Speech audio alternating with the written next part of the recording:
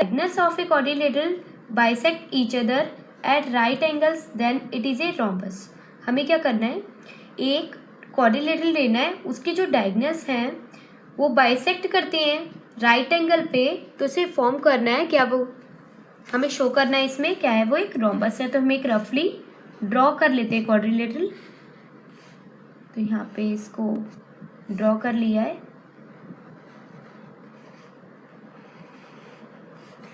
इनको नेम दे देते हैं A B C then D, और सेंटर को हम एज्यूम कर लेते हैं ओ. अब हमने ये दे दिए, तो हमें ये बताना है कि जो इसके डायगोनल्स हैं यानी कि जो इसके विकर्ण हैं एक दूसरे को काटते हैं वो 90 डिग्री पर काटते हैं. अब 90 डिग्री पर जब ये काटेंगे, ये वाले यहाँ पे जो हमारे ये वाला एंगल बनेगा, ये वाला और ये वाला और ये वाला, ये हमारे क्या करेंगे 90 डिग्री के बनेंगे. तो हम एक काम करते हैं, ए ओ बी इस एंगल का नेम होगा, ओ एंगल को हम बोलेंगे ए ओ बी. तो हम इसको एक शॉर्ट नेम दे देते हैं, angle 1, angle 2, then angle 3, angle 4.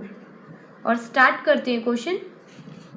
सबसे पहले लिखते हैं गिवन में हम लिखेंगे क्वेश्चन में हमारे पास जो दे रखा है. क्वेश्चन में हमें दे रखा है एक क्वाड्रिलेटरल है, ये तो हमने अपनी तरफ से एज्यूम करा है, उसके डायगोनल्स लेने हैं. तो सबसे पहले जो AC है वो AC में AC किससे बना है, AO और OC से. तो हम यहाँ पे लिखेंगे AO इक्वल टू में OC. और जो BD है वो किससे बना है, BO और OD से, एंड BO इक्वल टू में OD. AO को हम क्या बोल रहे हैं, एंगल 1 इक्वल टू एंगल 2, ये वाला हमारा इसके बराबर होगा, और 3 और 4, एंड एंगल 3 इक्वल टू में एंगल 4, और ये 90. एंगल 1 एंगल 2 के इक्वल, और एंगल 2 एंगल 3 के इक्वल, और एंगल 3 4 के इक्वल. टू प्रूव में हम लिखेंगे जो हमें प्रूव करना है. क्वेश्चन में हमारे पास था कि प्रूफ करना है रोम्बस, तो हम लिखेंगे ABCD is a rhombus. Proof से स्टार्ट करते हैं. इन ट्राइंगल ले लेते हैं AOB and triangle COB.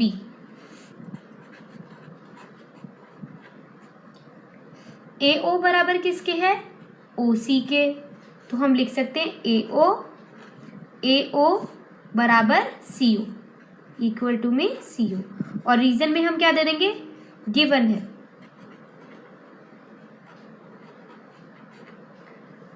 Angle 1 किसके इक्वल हो गया, एंगल 2 के. एंगल 1 इक्वल टू में एंगल 2, और रीजन में इसको भी क्या देंगे, ईच एंगल 90 डिग्री, क्योंकि हमने भी बताया था हमें शो करना है कि ये 90 डिग्री पर एक दूसरे को काटते हैं. और AOB और COB, तो हमारे पास कौन सी लाइन कॉमन हो जाएगी, हमारे पास ये AOB और BOC या फिर COB. तो ये वाली जो हमारी लाइन है वो क्या है, कॉमन है. तो हम लिख लेते हैं OB बराबर OB, और रीजन में लिख देंगे कॉमन.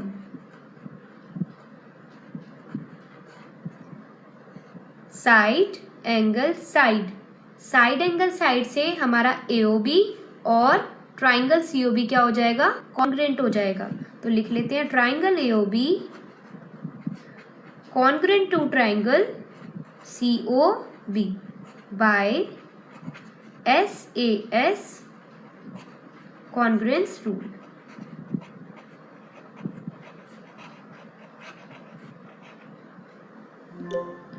अब ट्राइंगल कॉन्ग्रुएंट हो गए हैं, तो इसके जो कॉरेस्पॉन्डिंग पार्ट्स होंगे वो भी क्या हो जाएंगे, इक्वल हो जाएंगे. कॉरेस्पॉन्डिंग पार्ट्स कौन से हो जाएंगे, हमारा कॉरेस्पॉन्डिंग पार्ट्स का मतलब होता है ए ओ बी है, ए की जगह ए किसके इक्वल है, सी के, ओ किसके इक्वल है, ओ के, और बी बी के। तो ए बी हमारे पास किसके इक्वल हो जाएगा, ए बी हो जाएगा सी बी के, ए बी इक्वल टू में सी बी, और रीजन में लिखेंगे बाय CPCT। ये हमारे CPCT से इक्वल हो गया, इसे एज्यूम करेंगे इक्वेशन 1। अभी हमने लिए थे AOB और BOC ये दोनों ट्राइंगल्स। अब हम लेंगे BOC और COD। BOC कॉन्ग्रेंट हो जाएगा DOC के। एक बार जब हमने कॉन्ग्रेंट कर लिया है ट्राइंगल्स को तो दोबारा नहीं करेंगे, सीधा हम लिख देंगे ट्राइंगल्स BOC किसके कॉन्ग्रेंट हो जाएगा, DOC के। तो बाय CPCT BC किसके इक्वल हो जाएगा, BC। तो यहाँ पे किसके इक्वल हो जाएगा, DC के। इसको हम एज्यूम कर लेंगे इक्वेशन सेकेंड। नेक्स्ट लेंगे COD और DOA। दोनों ट्राइंगल्स ले लिए हैं, दोनों को कॉन्ग्रुएंट कर दिया है। कॉन्ग्रुएंट करने के बाद CD किसके इक्वल हो जाएगा, CD इक्वल टू में DA। बाय CPCT ये भी क्या हो जाएगा, इक्वल हो जाएगा। और इक्वेशन थर्ड इसको एज्यूम कर लेंगे। अब लिखेंगे from equation 1, 2 and 3 AB equal to में BC। AB किसके बराबर है, BC के, और BC किसके है, DC के। तो AB और DC भी आपस में बराबर हुए, और DC किसके इक्वल है, DA के। तो हमारे पास BC और DA भी क्या हो गए, बराबर। दैट मीन्स जो सारे हैं वो क्या हो गए, AB इक्वल टू BC हो गया, BC इक्वल टू में CD, और CD इक्वल टू में AD। तो ABCD इज अ रोम्बस, क्योंकि रोम्बस की सारी साइड्स क्या होती हैं, इक्वल।